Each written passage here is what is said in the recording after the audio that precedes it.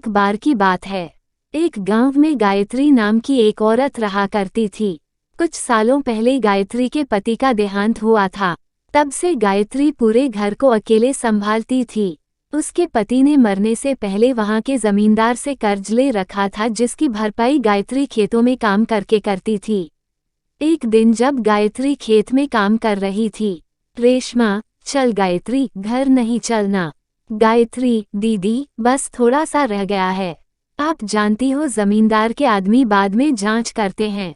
मैं नहीं चाहती वो किसी भी चीज को लेकर बाद में कुछ बोलें। रेशमा, ठीक है, जैसी तेरी मर्जी। इसके बाद रेशमा वहां से चली गई। धीरे धीरे सूरज ढलने लगा। गायत्री ने अपना काम खत्म किया और घर चली गई। बिट्टू, माँ, आ गई माँ। दादी ने खाना बना दिया। चलो आ जाओ, खाना खा लो। गायत्री, मैं हाथ मुंह धोकर आई। गायत्री, माँ, आपने खाना क्यों बनाया? गायत्री की सास, बेटा, मैं बूढ़ी भले ही हो गई हूँ, लेकिन इतनी नहीं कि घर का थोड़ा काम भी ना कर सकूं। गायत्री, माँ, आप जितना भी करती हैं मेरे लिए उतना काफी है, लेकिन आप ज्यादा मत किया करो। सास, बेटा, मेरी चिंता मत कर, तू बाहर का देख लिया कर, घर का मैं देख लिया करूंगी। अब शांति से खाना खा और मुझे कुछ नहीं सुनना। अगली सुबह, गायत्री, माँ, ये लो, आप चाय पी लो, मैंने खाना बना दिया। बिट्टू उठ जाए तो उसे कहना कि समय से विद्यालय चला जाए। सास, ठीक है। गायत्री ने घर के एक डिब्बे में पैसे देखे। उसमें पैसे बहुत कम थे। गायत्री, आज जमींदार जी से पगार की बात कर लूंगी। खेत में, रेशमा, गायत्री, खाना खाने आजा, भला कब तक काम करेगी? गायत्री, दीदी, थोड़ी देर और कर लेती हूँ, फिर आती हूँ। कुछ समय बाद गायत्री खाना खाने लगी। तभी उसने देखा कि जमींदार जी वहां काम देखने आए हैं। वो तुरंत जमींदार जी के पास गई। गायत्री, प्रणाम जमींदार जी। जमींदार, प्रणाम। गायत्री जी, वो घर में पैसे खत्म हो गए थे। मेरे घर में केवल मैं ही एक कमाई का जरिया हूँ। आपकी बहुत कृपा होगी अगर आप कुछ पैसे दे देते। जमींदार, ऐसा करो, शाम को घर आना, वही बात करेंगे। गायत्री, ठीक है जमींदार साहब। इसके बाद गायत्री दोबारा अपने काम पर लग गई। शाम को गायत्री जमींदार के घर पहुंची। गायत्री, प्रणाम जमींदार जी। जमींदार, प्रणाम। गायत्री, जमींदार जी, वो घर में पैसे खत्म हो गए थे। मैं घर में केवल एक ही कमाई का जरिया हूँ। आपकी बहुत कृपा होगी अगर आप कुछ पैसे दे देते। जमींदार, तुम्हें तो पता है तुम्हारे पति ने मुझसे कर्ज लिया था, वो तो निकल पड़ा। अब अगर तुम्हें भी देता रहा तो मैं तो रास्ते पर आ जाऊंगा। तुम पहले सारा कर्ज दे दो, फिर ले लेना पैसे। गायत्री, जमींदार जी, ऐसा मत करिए, मैं आपके अलावा कहीं काम नहीं करती। अगर यहाँ से भी पैसा आना बंद हो जाएगा तो हम भला कहाँ जाएंगे? हमारी मदद करिए जमींदार जी। जमींदार, घर पर काम करोगी हमारे, बहुत पैसे दूंगा। गायत्री, कैसा काम जमींदार जी? जमींदार गायत्री के थोड़ा नजदीक आया और उसका हाथ पकड़ते हुए बोला, जमींदार, वो तुम्हें सब समझा दूंगा। गायत्री, ये क्या कह रहे हो आप? गायत्री तुरंत वहां से अपने घर की ओर भागने लगी। जमींदार, कहाँ जा रही हो? गायत्री वहां से चुपचाप निकल गई। जमींदार, देखो, ये गरीब ऐसे ही होते हैं, बस पैसा पैसा पैसा चाहिए इन्हें। बड़ी अकड़ है ना इसके अंदर। एक काम करो, इससे रात तक काम कराओ, जितना हो सके उतना काम कराओ, तब जाके अकड़ टूटेगी इसकी। गायत्री जंगल से होते हुए घर की ओर जा रही थी। अंधेरा काफी हो चुका था। तभी वह एक पेड़ के नीचे रखकर हताश होकर कहती है, गायत्री, प्रभु, कृपा करो हम पर, घर पर अनाज भी खत्म होने वाला है। मैं ये सब कैसे करूंगी, समझ नहीं आता। कहाँ से पैसों का इंतजाम करूं? तंग आ चुकी हूँ मैं अपने इन हालातों से। अगर मैंने अपने जीवन में कभी भी कुछ ऐसा किया हो जिससे आपको खुशी मिली हो तो हमारी जिंदगी सुधार दो। इसके बाद गायत्री घर चली गई। रास्ते में चलते चलते बारिश होने लगी। अचानक गायत्री का पैर एक पत्थर पर पड़ा और गायत्री गिर पड़ी। पत्थर पर एक बिजली गिरी और वो पत्थर चमकने लगा। गायत्री, ये पत्थर चमक कैसे रहा है? ये क्या है? ऐसा करती हूँ, इसे घर ले जाती हूँ और माँ जी को दिखाती हूँ। गायत्री भीगते भीगते घर पहुंची। सास: गायत्री, आज इतनी देर क्यों हो गई बेटा? सब ठीक तो है ना? गायत्री: माँ जी, देखिए आज आते समय मैं इस पत्थर से टकराई और अचानक इस पत्थर पर बिजली गिरी और ये अचानक चमकने लगा। मैंने सोचा घर ले जाकर आपको दिखाऊं। सास: ये तो बड़ा सुंदर पत्थर है। मुझे लगता है बेटा इस पत्थर ने तेरे ऊपर आई बला टाल दी। बेटा ऐसा कर मंदिर में रख दें। गायत्री: भगवान करे इससे ही घर की सारी बला टल जाए। अगले दिन। सास: अच्छा सुन, रेशमा आई थी, उसने सब्जी बनाकर हमें भी दी है। कह रही थी गायत्री को कहना रोटी बनाकर सब खा ले और सब्जी की तारीफ करना मत भूलना। बड़ी प्यारी लड़की है। गायत्री मन ही मन खुश हुई। गायत्री: मैं अभी रोटी बनाती हूँ माँ। सास: तूने खाना खाया बेटा? मैं रोटी बना चुकी हूँ। गायत्री: माँ। सास: मुझे कुछ नहीं सुनना, तू जा और हाथ मुंह धोकर आ जा। इसके बाद सब ने खाना खाया और गायत्री मंदिर में जाकर प्रार्थना करने लगी। गायत्री: हे प्रभु, कब तक इसी तरह चलता रहेगा? हम पर कृपा करो प्रभु, कृपा करो। सास: बेटा तू चिंता क्यों करती है? देखना वो हमारी मदद जरूर करेंगे। अब जा तू सो जा जाकर। इसके बाद अगले दिन सुबह गायत्री फिर से काम पर चली गई। गायत्री: दीदी, कल आपने सब्जी बहुत अच्छी बनाई थी। रेशमा: मुझे अच्छा लगा, तुझे पसंद आई। गायत्री: दीदी, आपका बहुत बहुत धन्यवाद। रेशमा: कोई नहीं, चल अब काम कर। जमींदार के आदमियों ने देख लिया तो परेशान करेंगे। फिर इसके बाद जमींदार का आदमी गायत्री को जमींदार के पास ले जाने आया। आदमी: सुनो गायत्री, जमींदार साहब ने बुलाया है। गायत्री चुपचाप जाने लगी। जमींदार: कल तो तुम अकड़ में चली गई थी, लेकिन कान खोलकर सुन लो। तुम्हारे पति ने जितना कर्ज लिया है, मुझे वो इस महीने के आखिर तक चाहिए, और अगर नहीं मिला तो तुझे और तेरी उस बुढ़िया सास को जेल में भिजवा दूंगा, मेरे सारे पैसे खाने के इल्जाम में। समझी? गायत्री: ऐसा मत करिए, मैं इतने सारे पैसे कहाँ से लाऊंगी? जमींदार: ये तो कल अकड़ में जाने से पहले सोचना चाहिए। अब जाओ काम करो अपना। इसके बाद दोनों काम करने लगे। रात तक काम करने के बाद गायत्री थक गई, लेकिन जैसे तैसे गायत्री घर पहुंची। सास: जल्दी इधर आ गायत्री। गायत्री: क्या हुआ माँ? सास: सब बताती हूँ, इधर तो आप पहले। आज जब मैं पूजा कर रही थी, मैंने देखा ये लोहे का सोना हो गया। गायत्री: ऐसा कैसे हो सकता है? सोने का पानी चढ़ गया होगा, ऐसे ही रख दिया होगा कभी हमने। सास: इतनी उम्र हो गई मेरी, सोना देखकर पहचान जाती हूँ। भला मेरी आंखें धोखा कैसे खा सकती हैं? ऐसा नहीं हो सकता, मैं सुनार के पास जाऊंगी और इसकी जांच कराऊंगी। गायत्री: ठीक है, जैसी आपकी इच्छा। सास: जा जल्दी खाना खा ले जाके।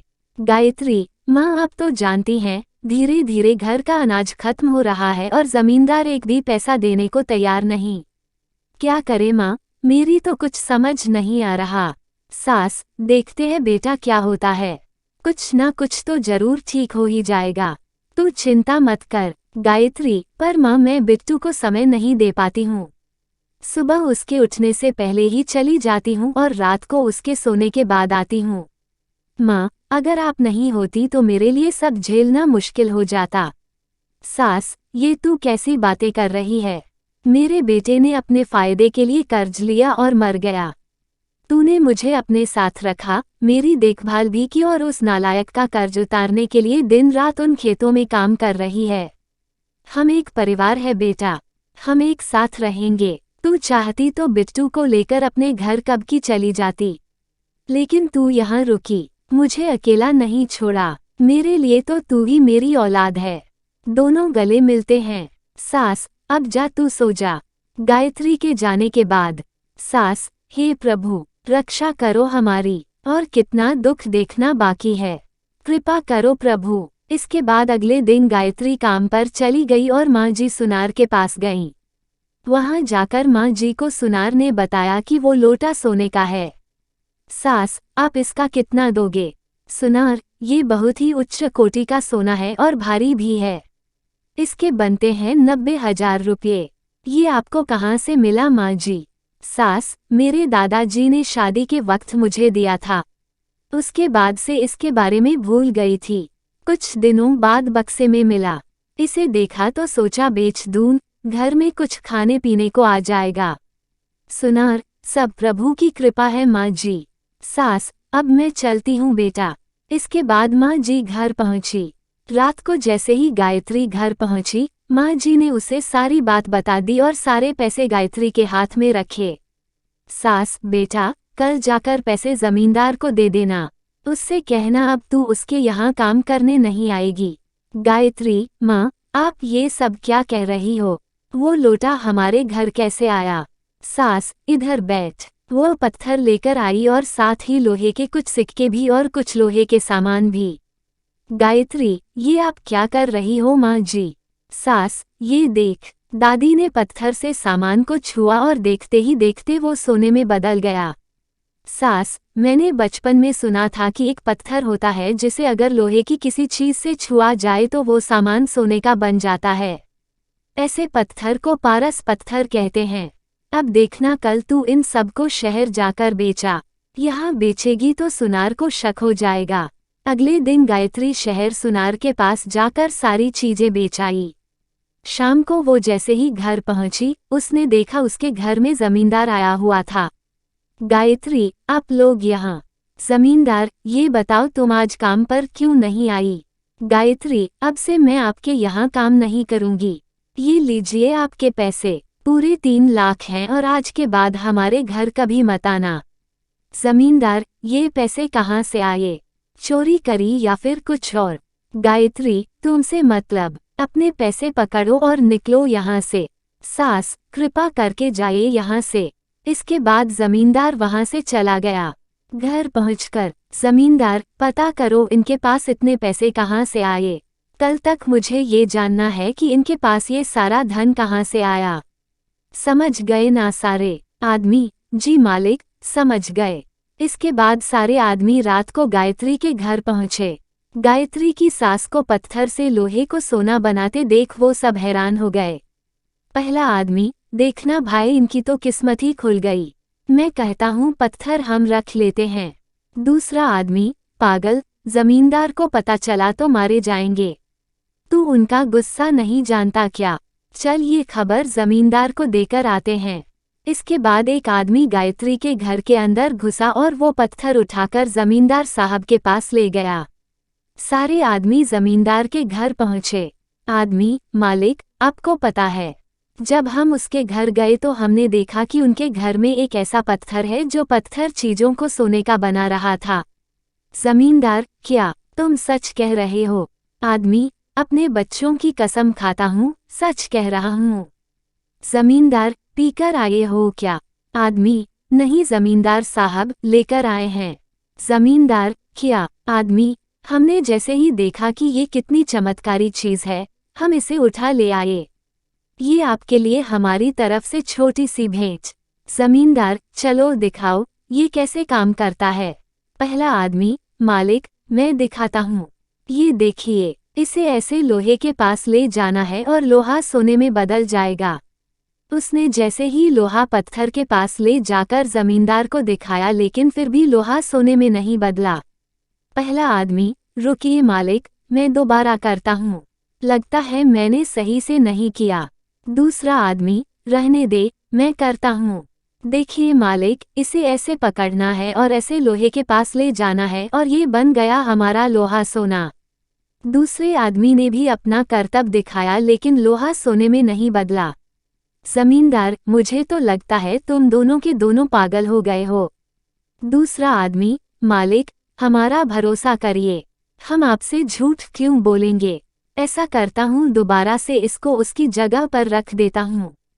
कल हम रात को दोबारा जाएंगे और जब वो बुढ़िया सोना बनाएगी तो आप खुद ही देख लीजिएगा।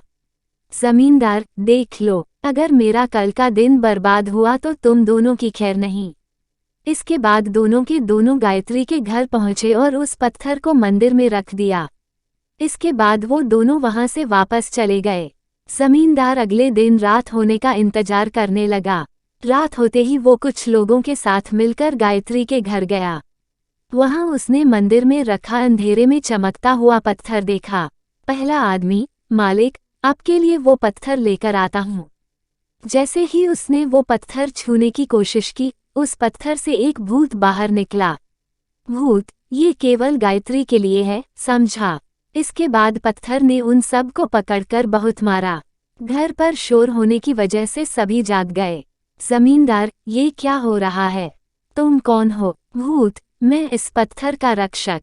ये पत्थर किसी गलत के हाथों में ना लगे इसलिए मैं इस पत्थर की रक्षा करता हूँ। इसके बाद वहां अचानक पुलिस आ गई। सास, आइए आइए साहब, ये देखिए जमींदार हमें कैसे परेशान कर रहा है। इंस्पेक्टर, रे सब चिंता मत करो, अब हम आ गए हैं, इस जमींदार को तो मैं बताऊंगा। लोगों की नाक में दम करके रखा है साले ने। जमींदार, हाँ इंस्पेक्टर साहब, हमें ले चलिए वरना हम जिंदा नहीं बचेंगे। इंस्पेक्टर, अरे तू तो वैसे भी नहीं बचेगा, चल अब सबकी अक्ल थाने में खुलेगी। इसके बाद पुलिस ने उन सभी लोगों को अपने साथ ले लिया। गायत्री, ये सब क्या था माँ जी?